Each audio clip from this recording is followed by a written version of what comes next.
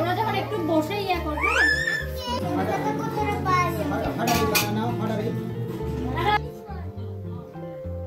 Hello everyone, সবাই কেমন আছেন? আশা করছি ভালো আছেন। আমরাও ভালো আছি। তবে আমাদের বাচ্চারা অনেক বেশি ভালো আছে, কারণ ওদের জন্য একটা পার্টির আয়োজন করা হয়েছে। পার্টি মানেই তো আনন্দ, মজার মজার খাবার। তো আজকে হচ্ছে আমাদের মিডোর বার্থডে। তো মিডোর অনেক ফ্রেন্ড এসেছে, সেই সাথে আমরাও এসেছি। আরও দু এক ফ্যামিলি আসবেন একটু পরে। আমি একটু তাড়াতাড়ি আসতে চেয়েছিলাম, তারপরও মোটামুটি ঠিক টাইমে এসেছি। আমার আরহাম যখন থেকে শুনেছে পার্টিতে যাব, তো ও তো একদমই মানতে চাচ্ছে না, ও চায় এখনই বের হোক। আমরা আবার একটু শপিংয়ে গেলাম, আবার একটা আমাদের অ্যাপয়েন্টমেন্ট ছিল, সেখানেও যাওয়া হয়েছে। একটু ব্যস্ততার মাঝেও আবার তো মিস করা যাবে না, কারণ এই অনুষ্ঠানগুলোর মূল্য কিন্তু অনেক বেশি। এগুলা বাচ্চাদের উদ্দেশ্যে করা হয়। বাচ্চারা যে কি পরিমাণ খুশি হয়, এই খুশির জন্য অনেক কিছু খরচ করতে হয় না বা অনেক কিছু করতে হয় না। সামান্য একটু কেক, একটু বেলুন, চকলেট, ছোট ছোট কিছু গিফটের আয়োজন করলেই ওরা অনেক খুশি হয়। ওরা আসলে একসাথে মিলেমিশে খেলতে পছন্দ করে। অনেক দিন পর দেখা সাক্ষাৎ হয় তাদের মাঝে। আর দেখেন এখানে কি সুন্দর একটা কেক, আমার নিজেরই তো এত ভালো লাগছে, তো বাচ্চারা কেন খুশি হবে না। কেকটি কিন্তু খুবই চমৎকার হয়েছে। সবার দৃষ্টি শুধু কেকের উপর। কিছুক্ষণের মধ্যে কেক কাটার আয়োজন করা হবে।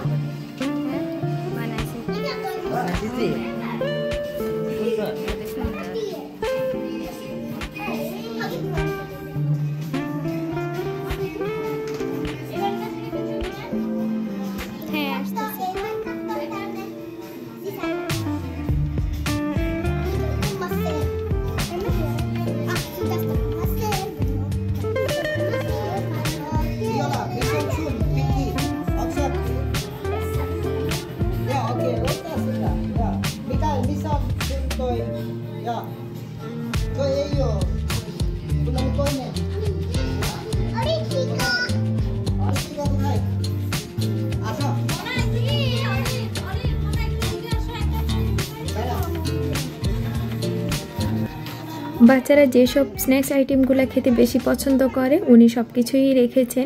আবার এর মাঝে মিডোর ফ্রেন্ডরা যেহেতু ফিনিশরা একটু ঝাল মশলাপাতি কম খায়, ওটা মাথায় রেখেও ওভাবে করে আইটেমগুলো সাজিয়েছেন। বার্থডে যেহেতু মিডোর পছন্দ অনুসারে কেকের কালার দেয়া হয়েছে। মিডোর ড্রেসটাও পরেছে লাল।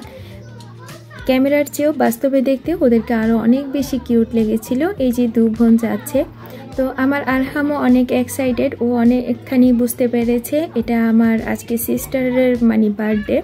বাসায় যখন শুনেছিল পার্টিতে আসবে, তখন কিন্তু অনেক বেশি চঞ্চল ছিল। এখানে আসার পর একেবারে শান্ত হয়ে গেছে, বুঝতে পেরেছে এই পার্টির একটা গুরুত্ব আছে। এটা সত্যি সত্যি পার্টি হচ্ছে, এখানে অনেকজন আছে, আমাকে ডিস্টার্ব করলে ভালো লাগবে না, এটা সে বুঝতে পেরেছে। তো যাই হোক, আস্তে আস্তে বাচ্চারা বড় হবে, বুঝতে পারবে, এটাই স্বাভাবিক। কিন্তু এই ছোট ছোট এগুলা কিন্তু মা হিসাবে আমাদের কাছে অনেক ভালো লাগে। যারা বাবা মা হয়েছেন তারা এই জিনিসটা বুঝবেন। এখন ছবি নেওয়া হবে। ওদের ছবি দেখে আমার আরহাম আর অলিভিয়া কি সুন্দর করে একে অপরকে জড়িয়ে ধরে ছবি তুলছে। তারাও কিন্তু ছবির যে একটা পোজ দিতে হয় সেটা বুঝে গেছে।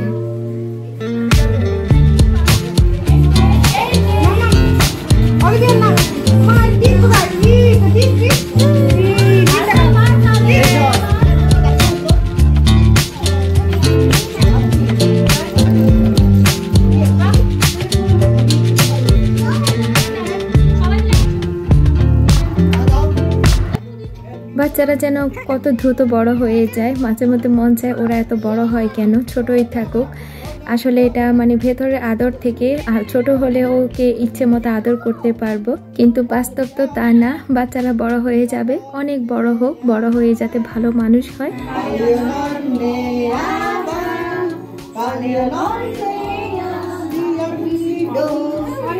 Happy birthday to you. আচ্ছা অলি ইঙ্গত থেকে তুই মই এই খাও এই দাও অলি না মিডো মিডো মিডো ইয়ে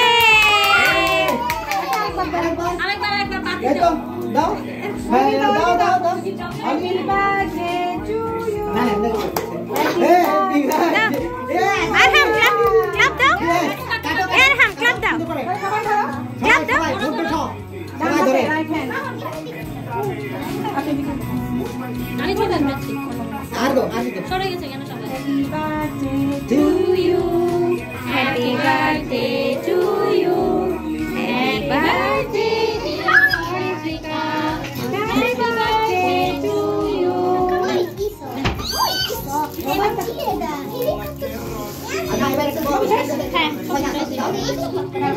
কেক কাটার পর্ব শেষ আর আমি এদিকে একটু দেখছিলাম ভাবি নতুন কিছু গাছ নিয়েছেন গাছগুলা প্রত্যেকটাই অনেক সুন্দর আর তার মাঝে মিডোর সেই ছোটবেলার ছবি এই ছবিটা যখনই আসি আমাকে দেখতে হয় এত কিউট ছিল এখনও অবশ্য অনেক কিউট আর এইদিকেও গাছ ছোট ছোট এই গাছগুলা দেখতে অনেক চমৎকার আরও অনেক গাছ আছে আমি একটু পরেই দেখব তার মাঝে দেখেন আমাদের সবচেয়ে ঘনিষ্ঠ টুনটুনি আজকে ওরা বোনরা সবাই লাল হয়ে গেছে একদম লাল লাল পরি কে রে এটা রাজকন্যা আর কি আম্মু গেছে কি হচ্ছে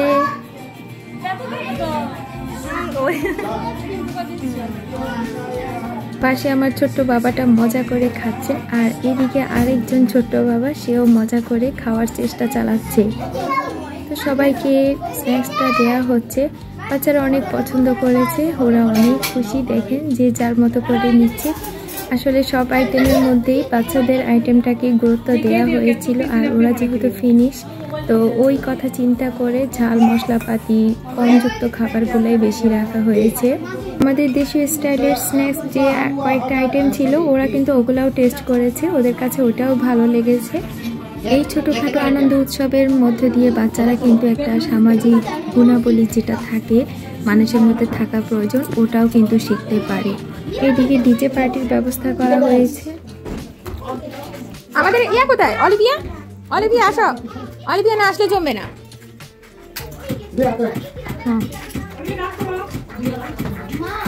অলিভিয়া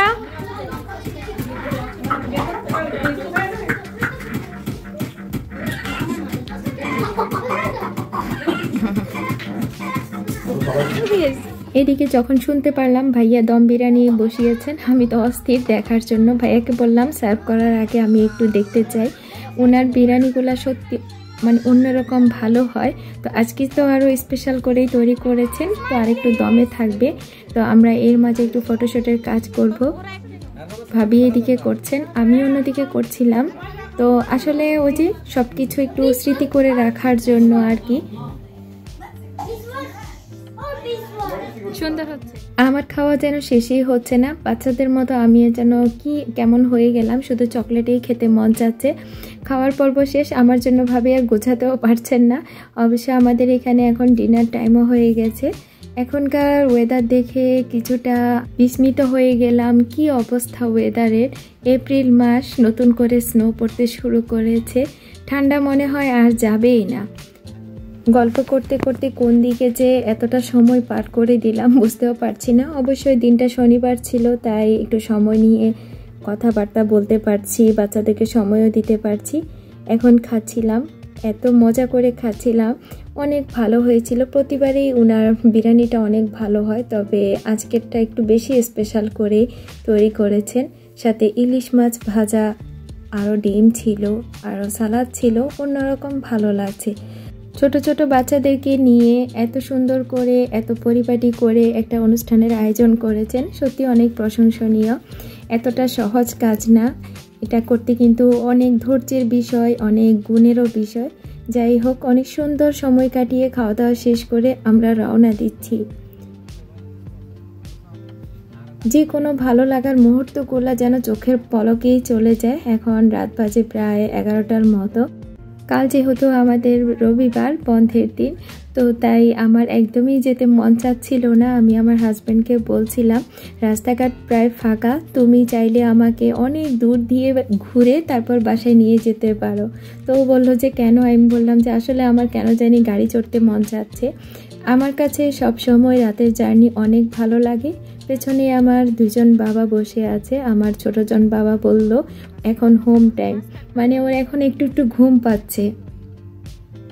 দেখেন তো কত সুন্দর লাগছে। আমি জানি না আপনাদের কাছে ভালো লাগছে কি না, আমার কাছে তো যেহেতু আমি সরাসরি দেখতে পাচ্ছি বেশি ভালো লাগছে। আমার কেন জানি দিনের বেলা থেকে রাতের বেলা এনার্জি বেশি থাকে, তো যে কাজগুলা একটু মনোযোগ দিয়ে করতে হয় সেসব কাজ আমার রাতের বেলা করতে ভালো লাগে। অনেক সময় দেখা যায় অনেক কাজে সারা রাত চলে যায়, রাতের কখন যে 4টা-5টা বাজে আমি টেরও পাই না। আগে বেশি ড্রয়িং বলেন, কোনো কিছুতে নকশা করা বলেন, হাতের কাজ বলেন, এসব আমি রাত জেগে করতাম। মাঝে মধ্যে পড়াশোনাও করতাম একবারে ধুমছে সারা রাত ধরে। কেন যেন হঠাৎ করে একটা এনার্জি চলে আসতো। অবশ্যই এটার জন্য অনেক বকাও খেতে হতো। তো এখন আর ওইসব করতে পারি না, তবে এখনও ভালো লাগে রাত জেগে কোনো কিছু করতে। যাই হোক, এখন বিদায় নিয়ে নিই। ভালো থাকবেন সবাই। এতক্ষণ পাশে থাকার জন্য অসংখ্য ধন্যবাদ। ভালো লাগলে প্লিজ একটা লাইক দিতে ভুলবেন না। চাইলে আপনি শেয়ারও করতে পারেন আপনার ফ্যামিলি এবং ফ্রেন্ডসদের মাঝে আমার আজকের ব্লগটি। ভালো থাকবেন সবাই। শুভরাত্রি।